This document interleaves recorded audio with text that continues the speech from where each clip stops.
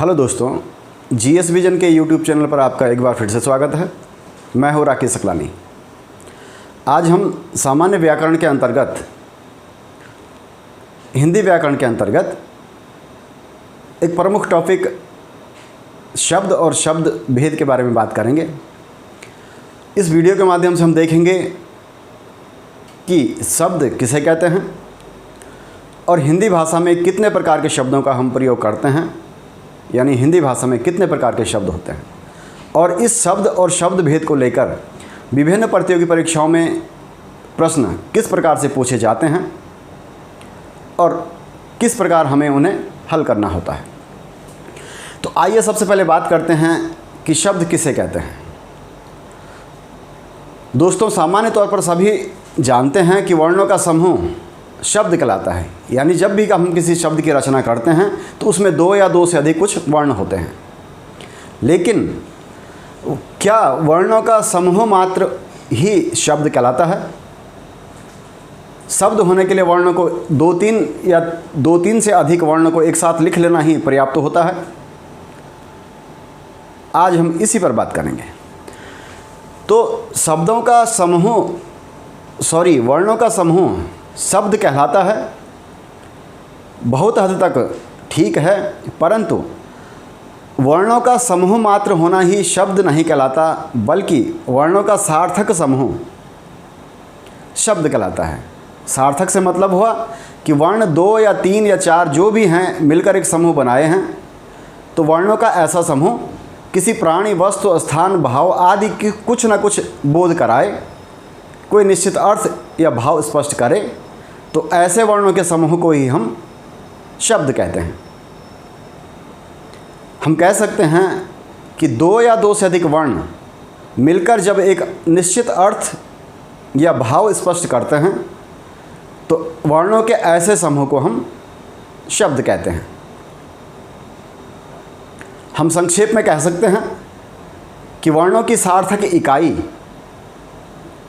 शब्द कहलाती है, या वर्णों का सार्थक समूह शब्द कहलाता है। जब दो या दो से अधिक वर्ण मिलकर कुछ अर्थ स्पष्ट करने लगें तो ऐसी वर्ण इकाई को, ऐसे वर्ण समूह को हम शब्द कहते हैं। मान लीजिए दो वर्ण ज और ल को हमने एक समूह, एक लाइन के अंतर्गत लिखा, समूह के रूप में लाइन के अंतर्गत लिखा, तो वर्णों का ऐसा समूह किसी वस्तु का बोध कराता है।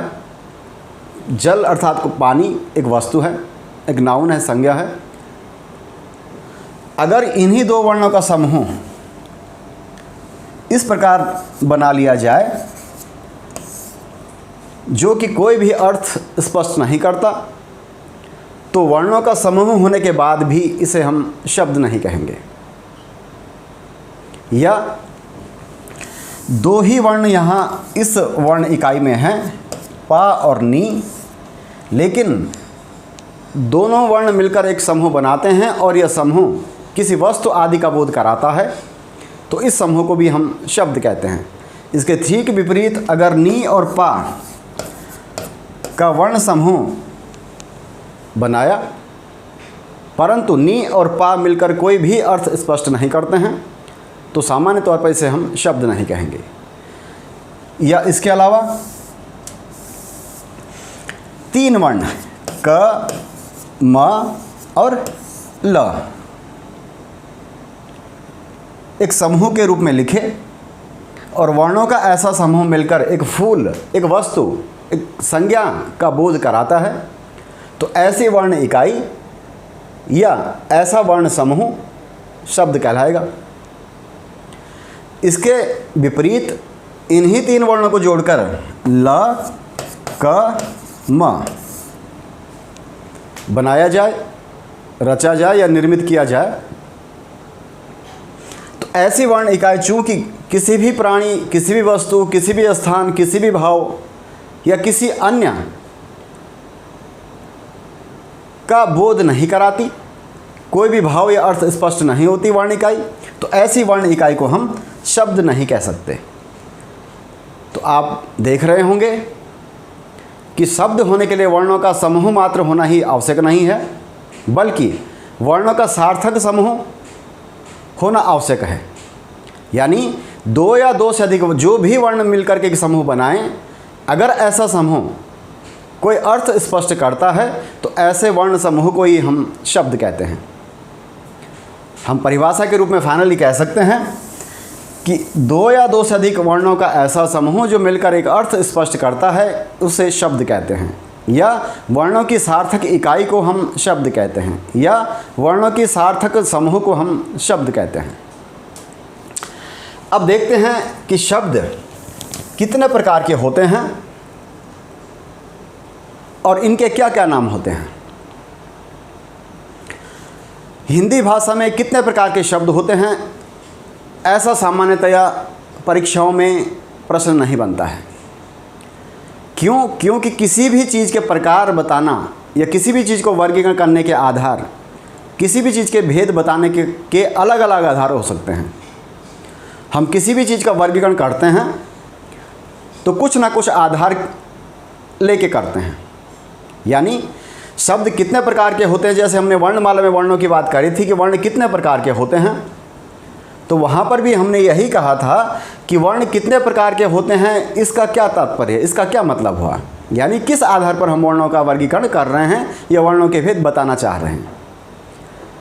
मैंने एग्जाम्पल के तौर पर, उदाहरण के तौर पर वहाँ स्पष्ट किया था कि ठीक ऐसे ही जैसे कि हम किसी कक्षा में बैठे छात्रों से ये पूछें कि इस कक्षा में कितने प्रकार के छात्र हैं, तो आपके मन में स्वाभाविक प्रश्न आएगा कि कितने प्रकार से क्या मतलब हुआ।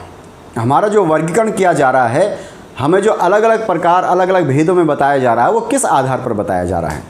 तो अगर हम वह आधार स्पष्ट करें कि जेंडर के आधार पर इस कक्षा में कितने प्रकार के छात्र हैं, तो आपको उत्तर देना आसान हो जाएगा। आप कहेंगे लिंगानुसार यानी जेंडर के अनुसार इस कक्षा में 2 प्रकार के छात्र और छात्राएं हैं, कुछ छात्र और कुछ छात्राएं हैं। अगर हम अन्य किसी आधार पर आपका वर्गीकरण करना चाहें और कहें कि भाषाई या क्षेत्रीय आधार पर इस कक्षा में कितने छात्र हैं, तो आवश्यक नहीं कि आप फिर भी इसका उत्तर 2 ही दें। क्षेत्र अलग अलग हो सकते हैं। पहाड़ से संबंध रखने वाले पहाड़ी, गढ़वाल से संबंध रखने वाले या गढ़वाली, कुमाऊं से संबंध रखने वाले छात्र कुमाऊनी, मैदान से संबंध रखने वाले छात्र मैदानी, जौनसार से संबंध रखने वाले छात्र जौनसारी। यानी क्षेत्रीय या स्थानीय आधार पर इनके अलग अलग नाम हो सकते हैं। छात्रों का वर्गीकरण करने का आधार अगर हम इसके अतिरिक्त शैक्षिक योग्यता को बनाएं, तो इस आधार पर भी अलग अलग शैक्षिक योग्यता होने के कारण कई प्रकार के छात्र हो सकते हैं। ऊंचाई को आधार बना लें, रंग को आधार बना लें, या किसी अन्य चीज़ को हम आधार बनाएं, तो अलग अलग आधारों पर अलग अलग नाम, अलग अलग प्रकार, अलग अलग भेद कक्षा में कुल छात्रों के हो सकते हैं। तो ठीक इसी प्रकार वर्ण हो या शब्द या वाक्य ही क्यों ना हो बड़ी इकाई, कभी भी आपसे कोई प्रश्न करता है कि वर्ण कितने प्रकार के होते हैं या शब्द कितने प्रकार के होते हैं या हिंदी भाषा में वाक्य यानी सेंटेंस कितने प्रकार के होते हैं, तो आप पूछ सकते हैं कि कितने प्रकार से क्या मतलब, यानी किस आधार पर आप बात कर रहे हैं। जैसे कि हम वर्णों की बात करते हैं कि वर्ण कितने प्रकार के होते हैं, तो वर्ण अलग अलग आधारों पर अलग अलग प्रकार के होते हैं। उच्चारण के आधार पर इनके नाम दिए होते हैं स्वर और व्यंजन। उच्चारण स्थान के आधार पर कंठ, तालव्य, ओष्ठ, दंतोष्ठ, इस प्रकार के इनके नाम होते हैं। घोषत्व के आधार पर सघोष, अघोष आदि नामों से जाने जाते हैं। प्राणत्व के आधार पर अल्प प्राण, महाप्राण आदि नामों से जाने जाते हैं। तो ठीक इसी प्रकार शब्दों के जो वर्गीकरण हम करते हैं अलग अलग आधारों पर अलग अलग प्रकार से करते हैं। वो अलग अलग आधार क्या होते हैं, जैसे किसी ने कहा शब्द कितने प्रकार के, तो किस आधार पर हम शब्दों का वर्गीकरण करना चाह रहे हैं, शब्दों के भेद बताना चाह रहे हैं। तो शब्दों का वर्गीकरण करने का आधार हिंदी भाषा में एक नहीं बल्कि अनेक होते हैं, जिनमें कि मुख्य आधार जिनसे कि प्रतियोगी परीक्षाओं में प्रश्न आते हैं या पूछे जाते हैं, वो मुख्य आधार निम्न हैं। जैसे कि बात करते हैं रचना या बनावट के आधार पर शब्द। तो रचना शब्द कहें या बनावट आपस में पर्याय के रूप में हैं। इनका क्या मतलब होता है, इस आधार पर कितने प्रकार के शब्द होते हैं, तो आइए देखते हैं। रचना या बनावट के आधार पर शब्दों के जो मुख्य भेद होते हैं वो 3 प्रकार के होते हैं। रूढ़, यौगिक और योगरूढ़, यानी कितने प्रकार के शब्द होते हैं। तो किस आधार पर? रचना या बनावट के आधार पर। जब हम शब्द का अध्ययन करते हैं तो देखते हैं कि यह शब्द जो निर्मित हुआ है, रचा गया है, बनाया गया है, इसकी रचना किस प्रकार की है। क्या यह रूढ़ स्वभाव वाला है? क्या यह यौगिक है? क्या यह योगरूढ़ है? क्या होता है रूढ़, क्या होता है यौगिक और क्या होता है योगरूढ़, एक एक करके हम इनकी बात करेंगे। लेकिन अगर हम शब्दों का वर्गीकरण स्रोत के आधार पर करें, हम शब्द की बाह्य रचना बनावट पर ध्यान न देकर इस बात पर ध्यान देते हैं कि कोई भी शब्द हिंदी भाषा में जिसका हम प्रयोग कर रहे हैं उसका वास्तविक स्रोत क्या है, उसकी उत्पत्ति क्या हिंदी भाषा में ही हुई है या किसी अन्य भाषा से हिंदी भाषा में परस्पर संपर्क में आने के कारण हिंदी भाषा में शामिल हो गया है। तो जब हम उत्पत्ति या स्रोत की बात करते हैं तो इस आधार पर शब्दों के मुख्य रूप से 4 और कुल मिलाकर 5 प्रकार बताए जाते हैं। जैसे कि तत्सम शब्द जो संस्कृत से सीधे ही ज्यों के त्यों अपना लिए गए हैं, तद्भव शब्द जो संस्कृत का विकृत रूप हैं, देशी शब्द जो हमारे ही देश की विभिन्न बोली भाषाओं से परस्पर संपर्क में आने के कारण हिंदी भाषा में शामिल हो गए हैं, या यूँ कह सकते हैं कि जिन शब्दों का स्पष्ट स्रोत ज्ञात नहीं होता उनको देशी या देशज कहते हैं। विदेशी शब्द या विदेशज शब्द, ऐसे बहुत सारे शब्द हमारी हिंदी भाषा में हैं जो हमारी किसी भी भाषा, हमारे देश के अंतर्गत बोले जाने वाली किसी भी भाषा या बोली से नहीं आए हैं बल्कि किसी विदेशी भाषा से हिंदी भाषा में शामिल हो गए हैं। तो ऐसे शब्दों को विदेशी या विदेशज कहते हैं। संकर शब्द, ऐसे शब्द जो भिन्न भिन्न स्रोतों के मेल से बने हो संकर शब्द कहलाते हैं। इनके विस्तार में इनके बारे में बात आगे करेंगे, परंतु अगर स्रोत या उत्पत्ति के आधार पर बात करते हैं तो शब्द तत्सम, तद्भव, देशी, विदेशी या संकर 5 प्रकार के माने जाते हैं। या बात करते हैं हम कि विकार के आधार पर या रूपांतरण के आधार पर या रूप परिवर्तन के आधार पर या विकृति के आधार पर कुछ भी नाम दे दीजिए, सबका मूल भाव एक ही है। तो इस आधार पर हमारे हिंदी भाषा में जितने भी शब्द हैं उनको 2 वर्गों में रखा जाता है, एक विकारी शब्द और एक अविकारी शब्द।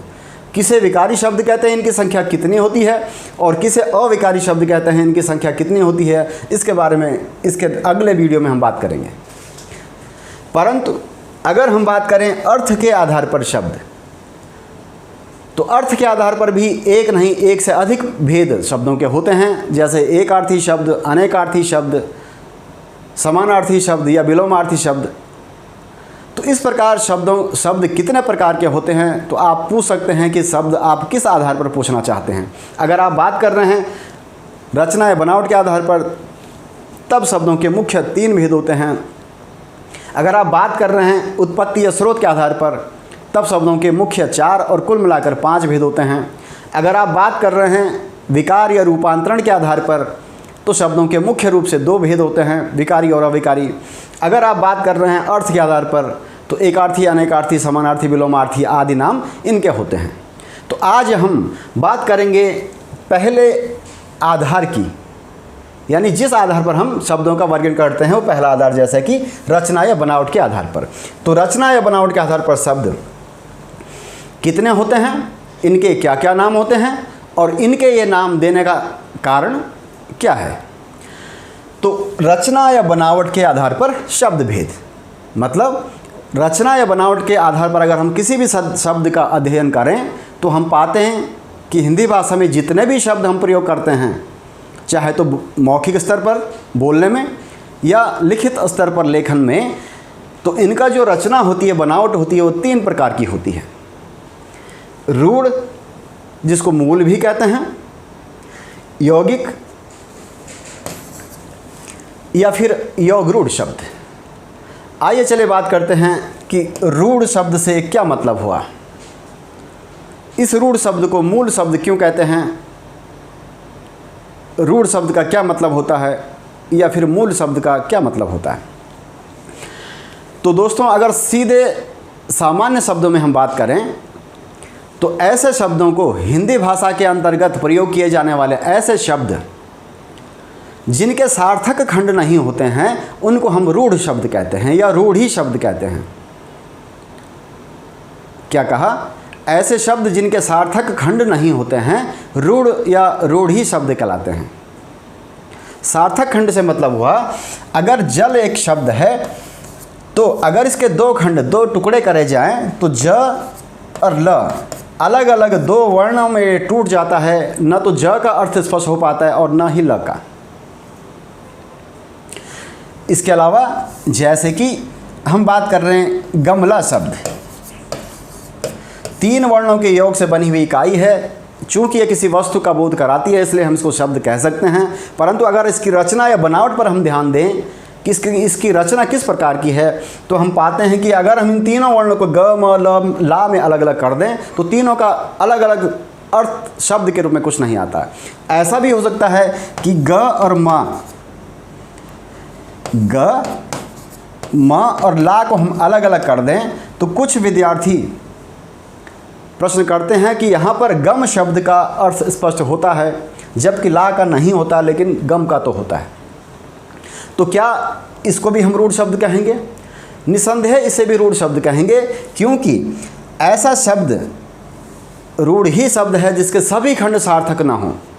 सभी जितने भी हमने उसके खंड करे हैं, टुकड़े करे हैं, सबका अर्थ अगर नहीं आता है तो ऐसे शब्द को भी रूढ़ ही शब्द कहते हैं। गम शब्द का अर्थ स्पष्ट हो सकता है परंतु ला का कोई मतलब नहीं होता है, इसलिए ऐसा शब्द भी रूढ़ शब्द कहलाएगा। अगर इसके अलावा हम बात करें कलम शब्द की, तो 1 से अधिक 3 वर्णों के योग से बना शब्द कलम है। इसके अगर 2 टुकड़े करे जाएं तो कल शब्द का अर्थ निकल आता है। कल का मतलब या तो बीता हुआ दिन या फिर कल आने वाला दिन। लेकिन कल के अतिरिक्त अगर म शब्द अलग कर दिया जाए तो म का कोई अर्थ स्पष्ट नहीं होगा, इसलिए ऐसा शब्द भी रूढ़ शब्द ही कहलाएगा। कुल मिला के बात सामने आती है कि अगर शब्द का खंड करें और एक खंड अर्थ दे और दूसरा ना दे तो क्या ऐसे शब्द को भी रूढ़ शब्द या रूढ़ी शब्द कहेंगे? बेशक ऐसे शब्द को भी रूढ़ या रूढ़ी ही कहेंगे जब तक कि उसके सभी खंड अर्थवान ना हो, वो शब्द के रूप में कोई ना कोई अर्थ स्पष्ट ना करें, तो ऐसे शब्द को भी हम रूढ़ शब्द ही कहते हैं। इस रूढ़ शब्द को मूल शब्द भी कहते हैं, परंतु इससे पहले आपको स्पष्ट करा दें कि रूढ़ शब्द का मतलब वास्तव में क्या है। देखिए, रूढ़ या रूढ़ी या रूढ़िवाद जिसे हम कहते हैं, उसका जो मूल अवधारणा है वो यह है कि रूढ़ी या रूढ़िवाद का मतलब है परिवर्तन को न स्वीकारना या न स्वीकारने वाली विचारधारा या परिवर्तन को न स्वीकारने वाले लोग। हम व्यवहार में भी रूढ़िवाद या रूढ़िवादी शब्द का प्रयोग करते हैं। हम ऐसे लोगों को ही रूढ़ी या रूढ़िवादी कहते हैं। ये ऐसी विचारधारा को या ऐसी सोच को ही हम रूढ़ी या रूढ़िवाद कहते हैं जो आवश्यकता अनुसार, समय के अनुसार होने वाले परिवर्तन को नहीं स्वीकारते हैं, नहीं चाहते हैं। यानी कोई भी नियम, कोई भी प्रथा, कोई भी कानून अगर एक बार निर्मित हो गया, यह वर्षों से चला आता है और हम उसमें कोई भी परिवर्तन नहीं स्वीकारते हैं, कोई परिवर्तन करना ही नहीं चाहते हैं। समयानुसार अगर कोई परिवर्तन प्रासंगिक है और हम ऐसा परिवर्तन नहीं स्वीकारते हैं, तो हम इसी सोच को, ऐसे ही सोच रखने वाले व्यक्तियों को, ऐसे ही विचारों को रूढ़ी या रूढ़िवाद कहते हैं। तो शब्दों को क्यों रूढ़ी कहते हैं? शब्दों को इसलिए रूढ़ी कहते हैं क्योंकि जैसे ही हमने 2 या 3 वर्ण जोड़े, मिलाए और उनके ऊपर एक लाइन खींची तो यह शब्द के रूप में अस्तित्व में आ जाता है। जैसे कि हम बात करें पुस्तक शब्द की या कमल शब्द की या फल शब्द की, तो वर्णों का समूह मिलकर एक अर्थ स्पष्ट करने लगा। हमने इसके ऊपर लाइन खींची, समूह बनाया और इसका कोई अर्थ स्पष्ट होने लगा। अब आवश्यकता अनुसार इस शब्द के अंतर्गत आने वाले वर्णों को अगर हम खंडित करना चाहें तो ये शब्द के रूप में इस परिवर्तन को नहीं स्वीकारते हैं। इनका कोई भी अर्थ स्पष्ट नहीं हो पाता। हमने बात करी थी अभी, कम और ल को अलग अलग कर भी दें तो कम शब्द का अर्थ जरूर रहेगा, लेकिन ल का कोई अर्थ नहीं होगा। यानी लाइन तोड़ने के जो परिवर्तन हम करना चाह रहे थे, इनमें ऐसे शब्द इस परिवर्तन को नहीं स्वीकारते हैं, इसलिए इन्हें रूढ़ी या रूढ़ शब्द भी कहते हैं। हमने कहा कि इनका दूसरा नाम मूल शब्द भी होता है। तो मूल शब्द का मतलब होता है मूल का मतलब जो पहले अस्तित्व में आए या बने, उसे मूल कहते हैं। पुस्तक और एक है पुस्तकालय।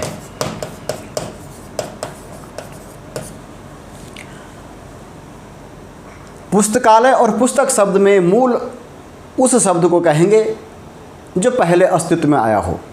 यह बात करेंगे जैसे कि हमने बात करी, सेना एक शब्द है और दूसरा शब्द है सेनापति। तो सेना और सेनापति शब्दों में सेना शब्द मूल कहलाएगा, क्योंकि सेनापति सेना और पति दो शब्दों के मेल से बना है। इनमें चूंकि सेनापति मूल नहीं है, पहले से बने सेना में पति जोड़कर बनाया गया है, इसलिए ऐसे शब्दों को मूल शब्द भी कहते हैं। जो शब्द के रूप में पहली बार अस्तित्व में खुद ही आते हों उन्हें मूल शब्द या रूढ़ शब्द कहते हैं। और जब हम इन मूल शब्दों या रूढ़ शब्दों का योग करा के, मेल करा के कोई नया शब्द निर्मित करते हैं तो उस शब्द को हम यौगिक शब्द कहते हैं। तो हमने बात करी कि रूढ़ शब्द क्यों कहते हैं, क्योंकि ये परिवर्तन को नहीं स्वीकारते हैं। और पर कौन सा वाला परिवर्तन नहीं स्वीकारते हैं? खंडित होने वाला जो परिवर्तन होता है, आवश्यकता अनुसार अगर यदि इन्हें वर्णों के रूप में अलग अलग लिखना चाहें तो ऐसे शब्द इस परिवर्तन को नहीं स्वीकारते हैं, यानी सार्थक खंडों में खंडित नहीं होते हैं, इसलिए इनको रूढ़ शब्द कहते हैं।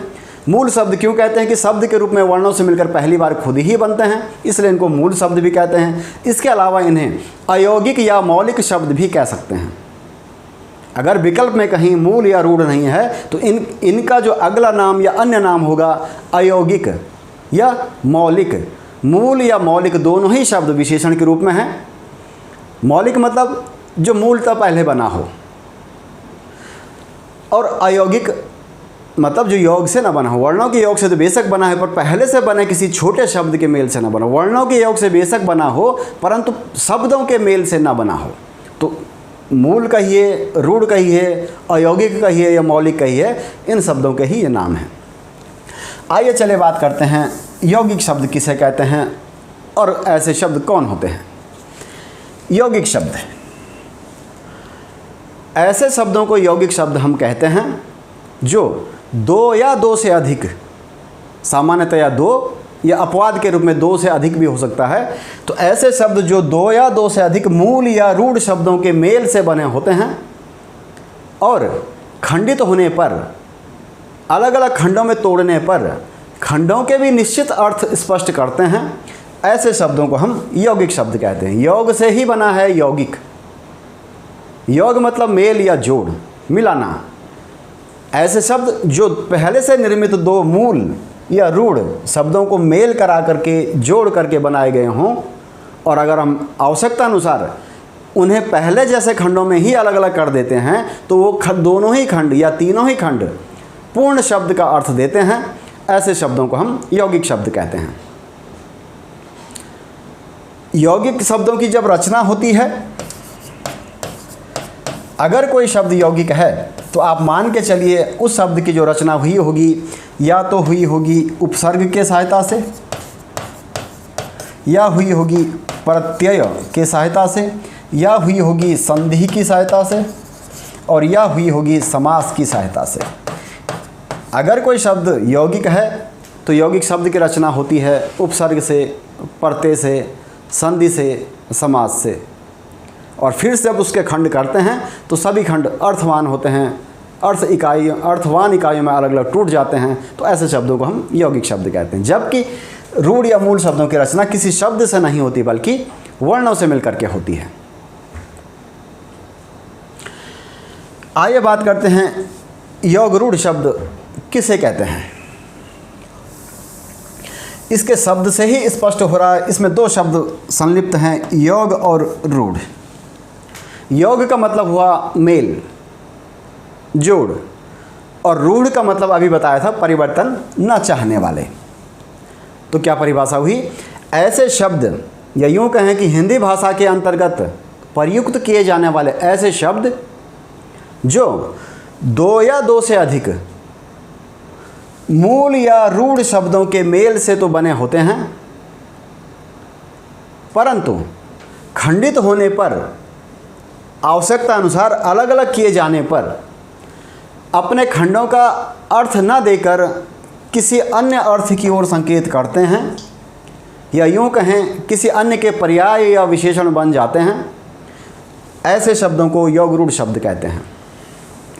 सामान्य तौर पर, बेसिक तौर पर यौगिक और योगरूढ़ एक ही शब्द होता है, परंतु मूलभूत अंतर यह होता है कि यौगिक शब्द खंडित होने पर उन खंडों का जो अर्थ स्पष्ट हुआ वही अर्थ बताना चाहता है। मान लीजिए हम बात कर रहे हैं सेनापति के 2 खंड करें, सेना और पति एक शब्द था, इसके 2 खंड करें, सेना और पति।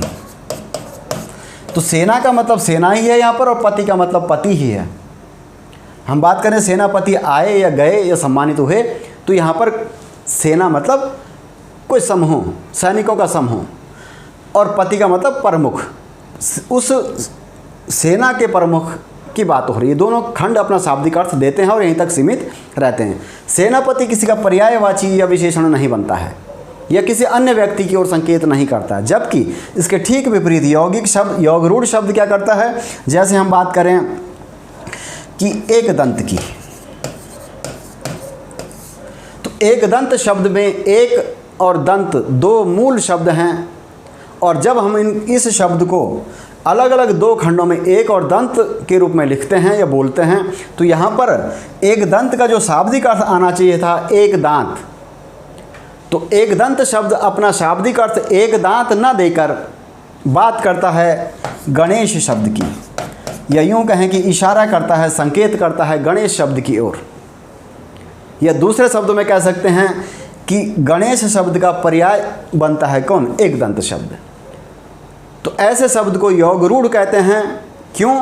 क्योंकि एक और दंत के योग मेल से बना है और अर्थ के लिए रूढ़ हो गया, परिवर्तन न चाहने वाला हो गया सिर्फ गणेश के लिए, जबकि शाब्दिक अर्थ था जो भी व्यक्ति, जो भी कोई प्राणी एक दांत वाला हो उसे हम एक दंत कह सकते हैं। मान लीजिए आप ये कहते हैं कि हम एक दंत की पूजा करते हैं, तो अगर सुनने वाले को ये स्पष्ट हो कि आप एक दांत की से पूजा करते हैं, तो तब तो ये यौगिक मान लिया जाएगा, क्योंकि जैसा इसका खंड अर्थ बता रहे हैं हम वही अर्थ समझ रहे हैं और वही बोलना भी चाह रहे हैं, तो इस प्रकार ये यौगिक शब्द है।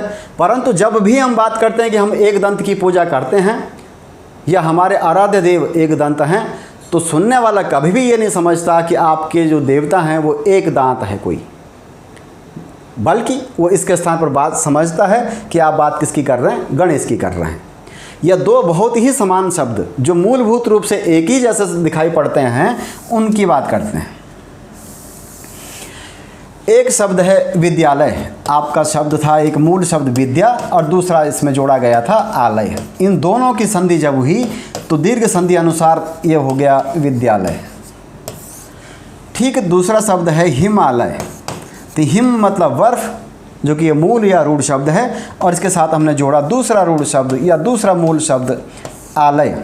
जब इन दोनों की संधि हुई, यहाँ पर भी दीर्घ संधि हो गई, इस अ का जो आ था सामने वाले आ से मिलकर एक ही आ बना लिया और ये हो गया हिमालय। अब इन दोनों शब्दों में मुख्य रूप से ये यौगिकी हैं। हमने बात करी कि यौगिक और योगरूढ़ एक ही प्रकार के होते हैं, एक ही होते हैं, परंतु मूलभूत अंतर देखिए विद्या और आलय। जब भी हम बात करते हैं, अगर हम बात करें कि आज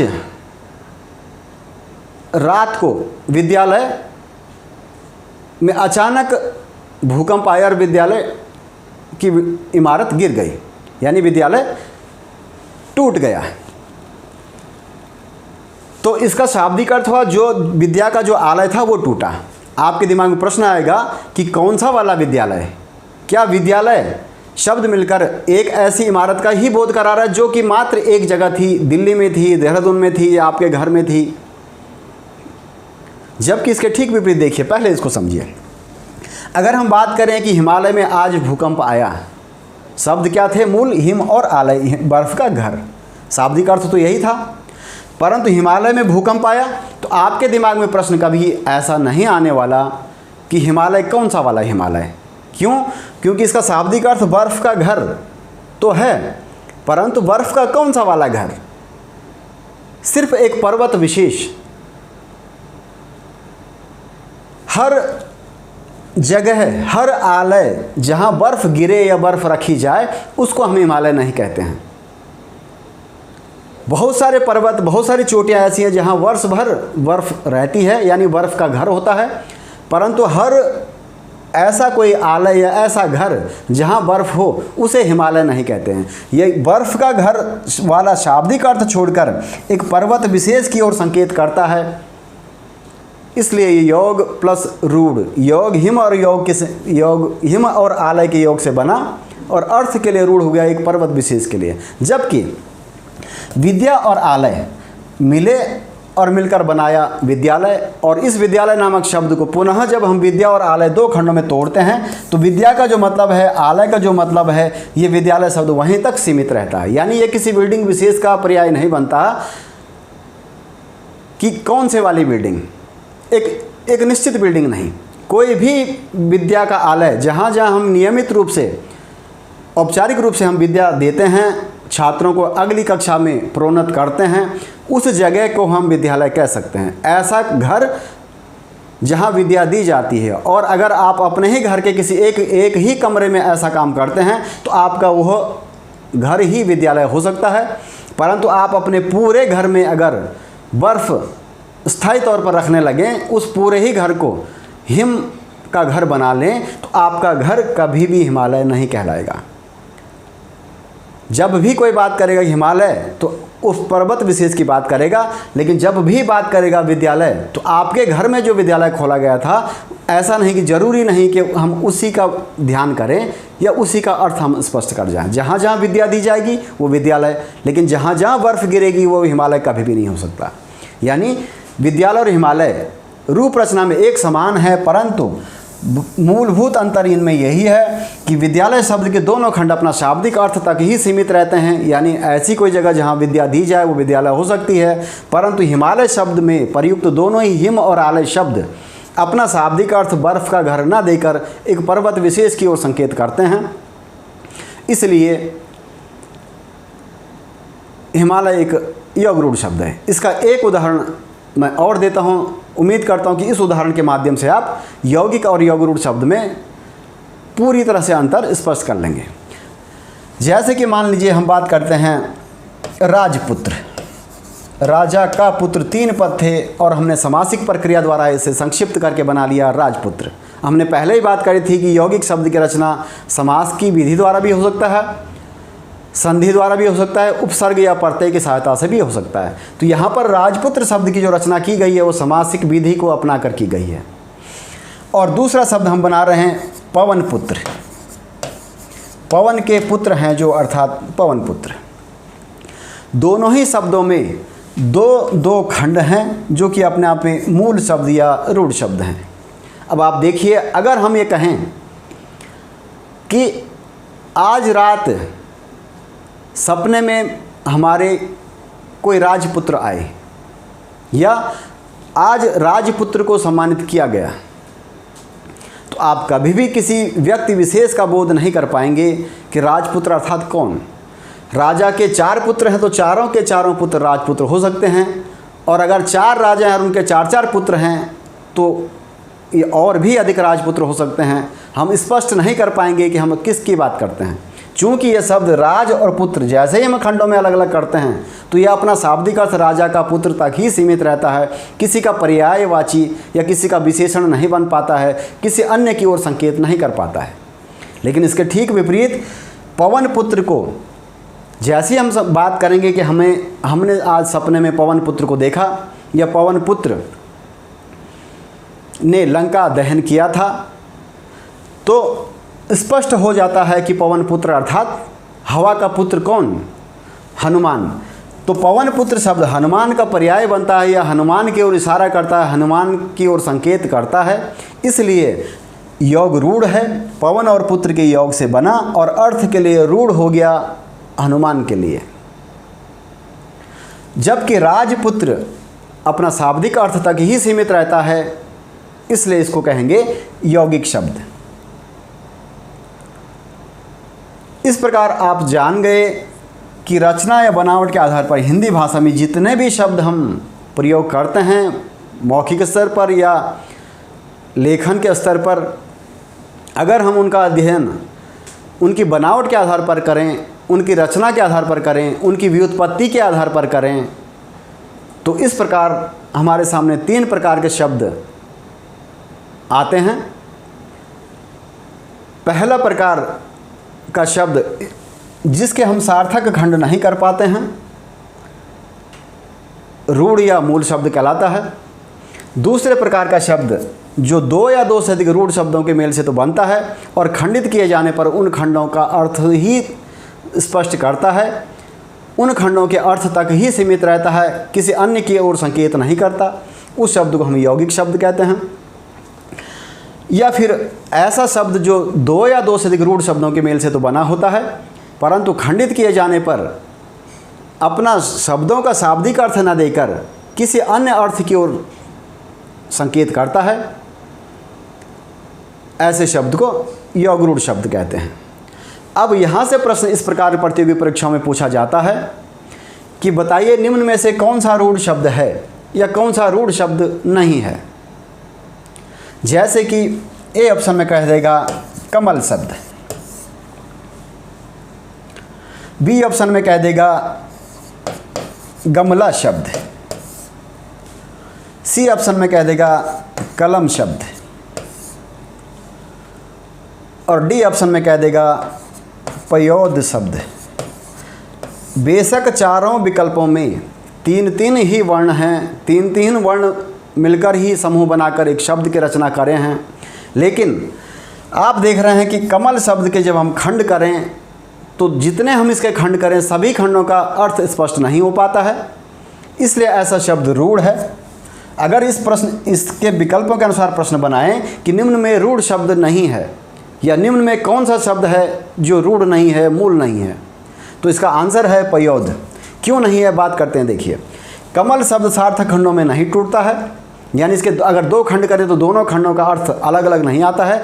कम शब्द का हो सकता है कि कम का मतलब होता है थोड़ा, लेकिन ल का कोई मीनिंग नहीं होता है। या यूँ कहें कि मल शब्द को हम एक तरफ करें और क को अलग करें तो मल का मतलब मैल अवश्य हो सकता है, लेकिन फिर क का कोई मतलब नहीं रह जाएगा, इसलिए ये दोनों ही परिस्थिति में रूढ़ शब्द है।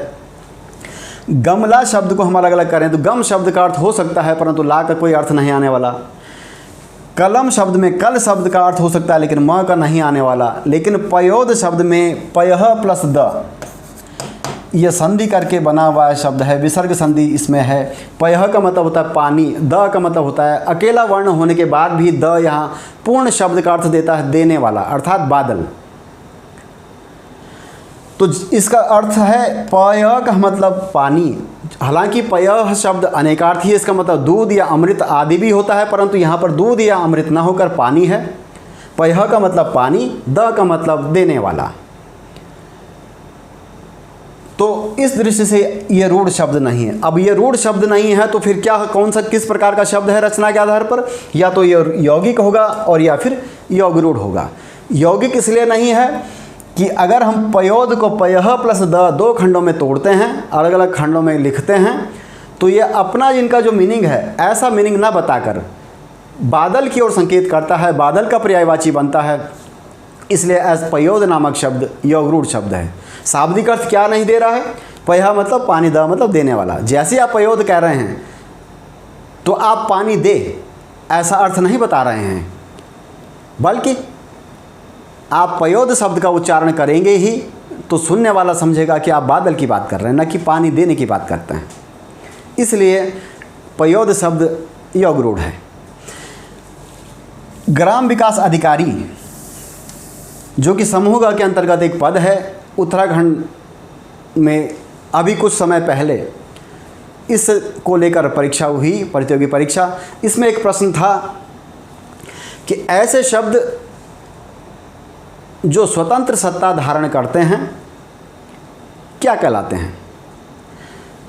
भाव वही है, प्रश्न का नेचर बदल दिया गया है। ऐसे शब्द जिनकी स्वतंत्र सत्ता होती है या जो स्वतंत्र सत्ता धारण करने वाले होते हैं वो निम्न में से क्या कहलाते हैं? विकल्प आपके सामने बोर्ड पर हैं। अब सवाल उठता है कि स्वतंत्र सत्ता का मतलब क्या हुआ? सत्ता का सामान्य अर्थ होता है पावर, शक्ति, लेकिन शब्दों के पास कौन सी शक्ति होती है? शब्दों के पास एक ही शक्ति होती है, अर्थ देने की। तो ऐसे शब्दों को हम रूढ़ शब्द कहते हैं जिनकी स्वतंत्र सत्ता होती है, स्वतंत्र सत्ता धारण करने वाला स्वभाव होता है। जैसे कि मान लीजिए हम बात कर रहे थे कमल शब्द की या जल शब्द की। इन शब्दों के पास एक शक्ति है, वो शक्ति है अर्थ देने की, मीनिंग देने की, भाव स्पष्ट करने की। अब अगर इनको खंडित करें तो इस सत्ता को अर्थ देने वाली जो ताकत इनके पास है, इस शब्द सत्ता का हस्तांतरण ये नहीं करते हैं। सारी पावर, सारी शक्ति ये समूह के रूप में अपने पास रखना चाहता है। अगर हम खंड करें तो दोनों खंडों को सत्ता का हस्तांतरण नहीं करेगा। कम शब्द का बेशक अर्थ आ जाएगा, लेकिन ल का कुछ भी अर्थ नहीं हुआ, तो आप मान लीजिए कि कम शब्द ने फिर भी सत्ता का बंटवारा नहीं करा, हस्तांतरण नहीं करा, स्वतंत्र अपने पास ही रखी। या मल शब्द कर लीजिए, ल क अलग कर दीजिए, तो मल शब्द ने भी स्वतंत्र सत्ता अपने पास ही रखी, क को कुछ भी नहीं दी। जबकि इसके ठीक विपरीत अगर हम बात करते हैं गंगा जल की, तो गंगा और जल दोनों का मीनिंग स्पष्ट होता है। या बात करते हैं हम राष्ट्रपति की, तो राष्ट्र का पति, दोनों शब्द अलग अलग जो अर्थ देने की इनके पास शक्ति थी, सत्ता थी, इस सत्ता का हस्तांतरण कर लेते हैं। राष्ट्र शब्द के पास भी कुछ सत्ता आ जाती है, इसका भी कुछ अर्थ स्पष्ट होता है। और पति या प्रमुख जो दूसरा इसका खंड है, उसके पास भी अर्थ देने की जो शक्ति होती है वो चली जाती है। यानी सत्ता का यह हस्तांतरण कर लेता है कौन? यौगिक शब्द। जबकि यौगरूढ़ शब्द सत्ता का हस्तांतरण नहीं करता है। अर्थ देने की शक्ति है, सत्ता है, वो अपने ही पास रखता है। इसलिए उस प्रश्न के हिसाब से इसका आंसर था ऐसे शब्द जो स्वतंत्र सत्ता धारण करने वाले होते हैं उन्हें रूढ़ शब्द कहते हैं। इसके अलावा भी रचना या बनावट के आधार पर शब्द कई बार अलग अलग स्वभाव से अलग अलग तरीके से पूछे जाते हैं, जिनकी चर्चा हम अगले वीडियो के माध्यम से अब करेंगे। और रचना के आधार पर हमने आज बात करी, स्रोत या उत्पत्ति के आधार पर शब्द कितने प्रकार के होते हैं उनकी चर्चा अगले वीडियो के माध्यम से करेंगे। आज के लिए इतना ही, धन्यवाद।